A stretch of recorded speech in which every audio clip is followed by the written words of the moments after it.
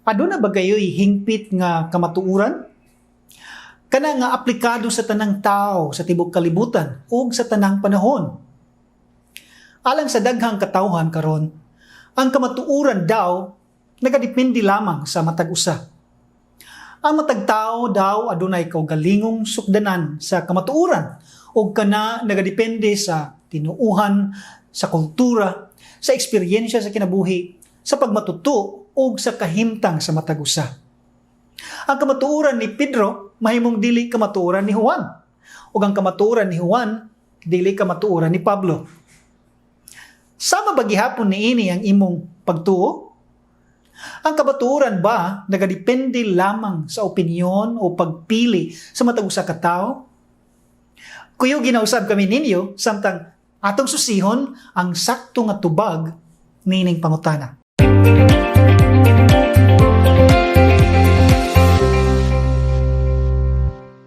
Kita karon nagpuyo sa kalibutan kun diin kadaghanan nagatuo nga walay hingpit nga kamatuoran. Ang kamatuoran karon sumala sa pagtuo sa kadaghanan nagadepende sa kahimtang ug sitwasyon sa tao. Apan tinuod ba nga ang tanan nga tao nga nagkasumpaki pareho lang anaa sa kamatuoran?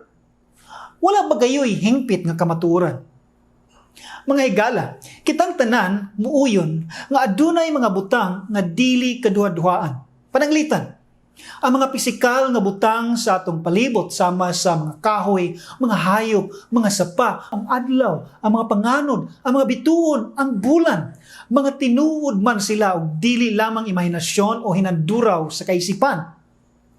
Bisan sa larangan sa matematika, ang 2 plus 2 equals 4. Bisan asa man ka sa kalibutan o bisan unsang kultura man ka naggikan o sa bisan unsang panahon man ka na tao, ang 2 plus 2 is 4. Dili mahimo nga kambyuhan kini.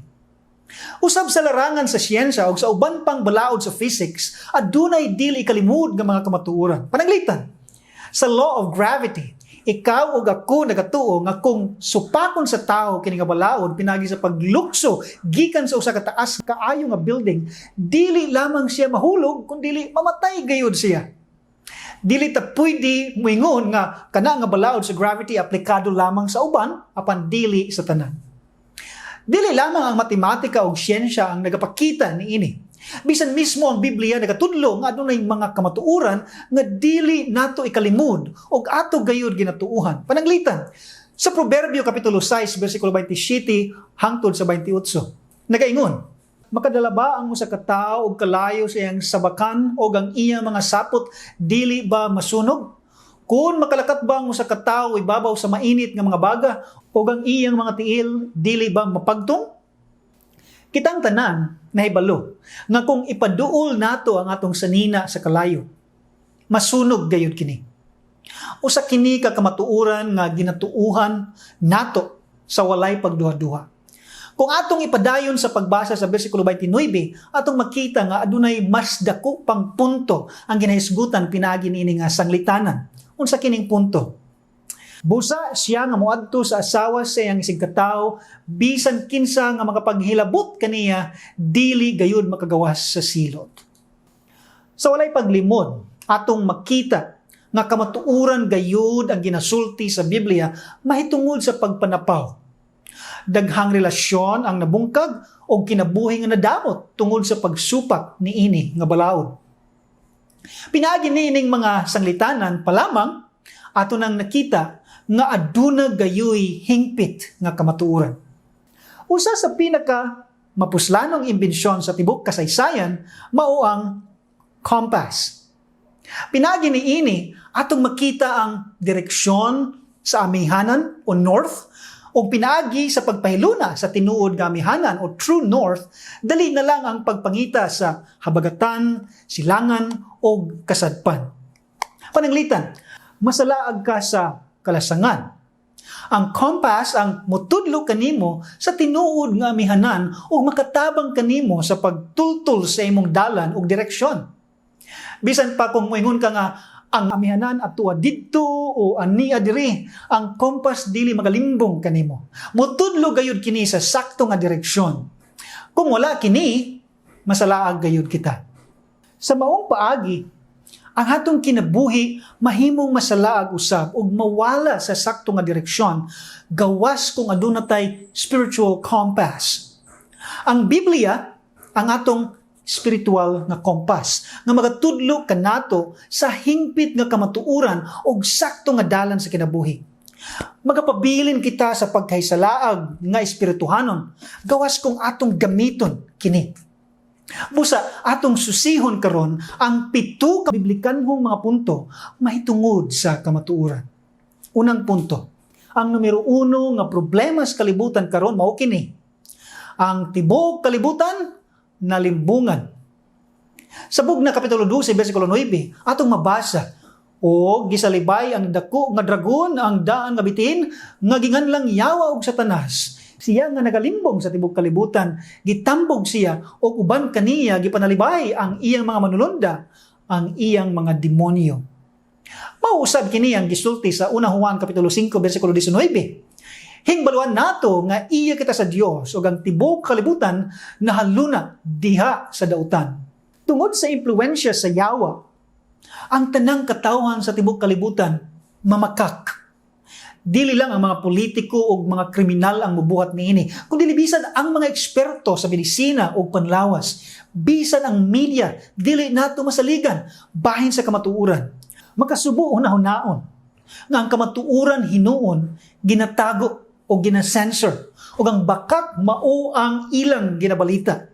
Kining pagpamakak o pagtabil sa kamatuoran makita bisan sa negosyo o sa pagbaligya sa mga produkto. O ang kuyaw, mga higala, bisan sa relihiyon, anaa ang dakong pagpamakak sa mga leader sa mga nagkalain-laing pundok sa iglesia. Samtang ginawali kuno nila ang kamatuoran, kinasagulan usab kini og dili kamatuoran aron lamang dili makapahiubos o makahatag og disgusto sa ilang tigpaminaw ilabi na sa mga nagahatag og pinansyal nga suporta o halad. Kontrolado sa yawa ang tibuok kalibutan karon. Makasubo. Ikaduhang punto. Ang pisikal nga kamatuoran madiskubrihan ra sa tao. Apan ang espiritual ug moral nga kamatuoran kinahanglan ipadayag. Ang pag-uswag sa siyensya ug ang paglambo sa kaalam nakahimo sa tao sa pagdiskubre sa mga pisikal nga kamatuoran sa matematika, sa pisika, sa astronomiya ug sa uban pang mga pisikal nga kaalam sa kalibutan. Apan adunay mga laglom o importanteng mga pangutana nga dili mahimong matubag sa siyensya o filosofiya. Pananglitan, unsa ang katuyuan o kahulugan sa kinabuhi sa tao? Asa naggikan ang tao? Asa padulong ang tao? Unsa ang tao? Kining mga kamatuoran dili mahimong madiskubre. Kinahanglan kini ipadayag sa Dios. Ikatulong punto. Ang Diyos sa Biblia mao ang Diyos sa kamatuoran o ang iyang pulong kamatuoran. Sa Deuteronomio kapitulo 32 bersikulo 4, siya ang bato, ang iyang buhat hingpit man, kayang tanan niya mga dalan, mga matulid. Diyos sa pagkamatinumanon o sa New King James nga hubad, God of truth. O walay kasalanan, siya matarong o matulid. Usab sa Tito, Kapitulo 1, versikulo 2, nga sa paglaom sa kinabuhi nga walay katapusan, nga gisaad sa Dios nga dili arang makabakak, sa wala pa ang mga katuigan nga walay katapusan. Sa sulat ngadto sa mga Hebreyohanon, Kapitulo 6, versikulo 18, nga pinaagi sa duha ka butang nga dili mabalhinon nga tungod kanila dili gayud mahimo nga ang Dios magbakak. Ang Biblia nagapakita kanato nga ang Dios dili mahimong mamakak kay siya ang Dios sa hingpit nga kamatuoran. Busa kung nagkasumpaki ang pulong sa tao o pulong sa Dios, nahibalo na ta kung kinsa ang atong tuuhan. Sa Roma kapitulo 3 bersikulo 4, sa pagkamatuod, pasagdi nga ang Dios hikaplagan nga maminatud-on, apan ang tanan nga tao bakakon. Ingon sa nasulat, aron pagkamatarungon ka sa imong mga pulong o mudaog ka kung ikaw pagahukman. Kung Kung ang Dios mao ang Dios sa kamatuoran ug ang iyang pulong kamatuoran, unsa man ang sulti sa Biblia mahitungod niini nga pulong sa Dios. Moadto ta sa ikaupat nga punto. Si Yeshua nga Mesiyas o Hesukristo mao ang pulong sa Dios. Juan kapitulo 1 bersikulo 14. Og ang pulong nahimong unod og nagpuyo ipon kanato og atong nakita ang iyang himaya. Himaya ingon sa bugtong anak gikan sa amahan, puno sa grasya ug sa kamatuoran. Si Kristo nga atong manluluwas, mao ang kamatuoran ug ang hingpit nga hulagway sa buhi nga kamatuoran. Siya lamang ug wala nay lain ang nagkinabuhi nga gawas sa sala ug sa hingpit nga pagsunod sa Dios. Juan kapitulo 14 bersikulo 6. Si Jesus o Yeshua mingon kaniya, ako mao ang dalan ug ang kamatuoran ug ang kinabuhi. Walay bisan kinsa nga makaabot sa amahan kun dili pinaagi kanako. Tanawa, si Kristo wala magingon, ako mao ang usa sa mga dalan ug usa sa mga kamatuoran. Siya ang maura nga dalan ug ang maura nga kamatuoran. Busa bisan kinsa nga moingon, pareho ra man na brat, daghan man ang dalan ngadto sa kaluwasan. Wala siya nagsulti sa kamatuoran o nalimbungan siya siyawa. Buhat kapitulo 4 bersikulo 12. O diha sa lain walay kaluwasan gikan kang bisan kinsa kay walay lain nga ngalan sa ilalom sa langit nga nahatag sa taliwala sa mga tao nga diha kaniya mga luwas kita. Unya moingon ta, wala naman si Kristo dinhi brad, kinsa man ang atong sundon nga kamatuoran karon? Matata sa ikalimang punto. Ang Biblia, kadtong original mismo nga sinulat, mao ang tinuod nga pulong sa Dios. Kung si Kristo mao ang pisikal nga lagway sa kamatuoran ug pulong sa Dios, ang Biblia mao ang sinulat nga pulong sa kamatuoran.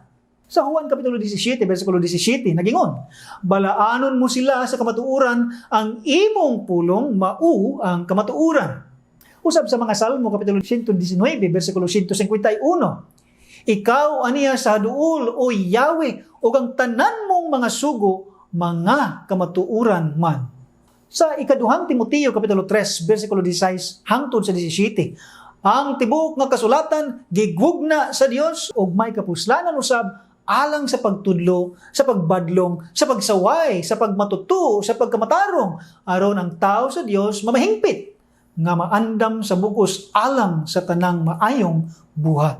Usab sa ikaduhang Pedro kapitulo 1 bersikulo 20 hangtod sa 21. Sa hingbaluan kini una sa tanan nga walay bisan unsa nga tagna sa sulat nga nagagikan sa kaugalingong nga pagsaysay.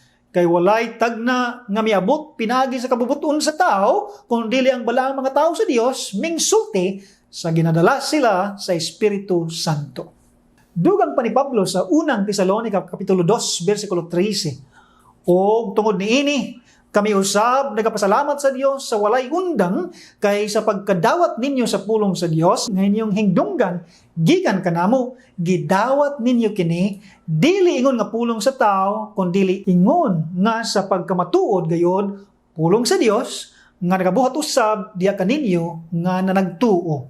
Kung gitawag ng mga Dios kadto sila nga giabutan sa pulong sa Dios o dili arang mabungkag ang kasulatan.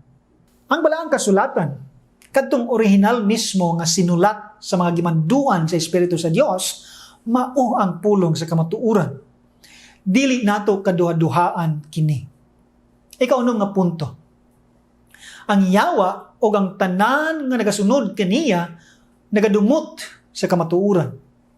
Juan kapitulo 8 bersikulo 44. Ang yawa mao ang inyong amahan o kamo buot magbuhat sa mga kalibog sa inyong amahan, siya mamumuno sukad pa sa sinugdan o sa kamatuoran wala siya magpadayon kay kaniya walay kamatuoran. Kung siya magapamulong sa bakak, nagasulti siya sa iyong kaugalingon kay siya bakakon o amahan sa bakak. Roma kapitulo 1 bersikulo 25. Kay ni ana ang kamatuoran sa Dios giilisan nila sa bakak o gipalabi nila ang pagsimba o pag-alagad sa mga binuhat kaysa magbubuhat nga mao ang dalahigon sa walay katapusan. Amen. Laktaw sa bersikulo 28. O tungod kay nagdumili sila sa pagbaton sa Dios sa ilang kahibalo, ang Dios nagtugyan kanila ngadto sa usa ka hunahuna nga dunot sa pagbuhat ni adtong mga butang nga dili angay. Sa unang Juan kapitulo 2 bersikulo 4, ang nagapamulong, ako nakaila kaniya og wala magabantay sa iyang mga sugo, kini siya bakakon og ang kamatuoran wala kaniya. Kuyaw ang hulagway sa Biblia ni adtong mga tao nga wala mutuo sa pulong sa Dios. Katapusan nga punto. Buot sa Dios nga ang tanan makadangat sa kahibalo sa kamatuoran. Unang Timoteo kapitulo 2 bersikulo 4. Nga ang Dios nagatinguha sa tanang mga tao nga mga luwas o nga makadangat sa pag-ila sa kamatuoran. Gitinguha sa Dios nga atong mahibal-an ang hingpit nga kamatuoran. Ang problema, kay wala mangita ang tao niini. O kung nangita man, nangita sila sa laing mga dapit o dili sa Biblia. Tanawa ang dugang pangsulti ni Apostol Pablo sa ikaduhang Timoteo kapitulo 3 bersikulo 7. Ang uban nga sa gihapon na nagtuon apan dili gayud makakabot sa pag-ila sa kamatuoran. Ang pagtuon maayo man. Ang edukasyon mapuslanon gayon. Apan kung kini dili makahatod kanato sa pag-ila sa hingpit nga kamatuoran, wala kini pulos. Sa katapusan mga higala, aduna gayoy hingpit nga kamatuoran. Dili tinuod nga ang kamatuoran depende lang sa matag-usa. Ang hingpit nga kamatuoran mao kadtong uyon sa realidad. Ang kinatumyan nga realidad nga walay lain kundi ang Dios. Bisan unsang kamatuoran nga supak sa kamatuoran sa Dios, dili kini hingpit nga kamatuoran o dili kini kasaligan. Kitang tanan nagpuyo sa usa ka kalibutan nga nalibungan. Kining paglimbong resulta sa pagdumala sa kaaway sa Dios o kaaway sa kamatuoran nga walay lain kundi ang yawa o ang Satanas. Samtang ang pisikal nga kamatuoran madiskubre ra sa tao ug mahimong mahulagway pinagi sa matematika, sa siyensya ug sa mga balaod nga kinaiyahan, ang espirituhanon nga kamatuoran kinahanglan ipadayag ug kini igapadayag sa Dios.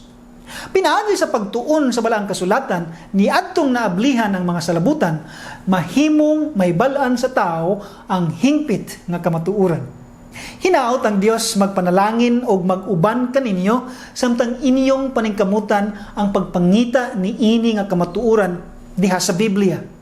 Kay maura kini ang espiritual nga compass nga magapakita kanato sa sakto nga dalan o direksyon sa kinabuhi.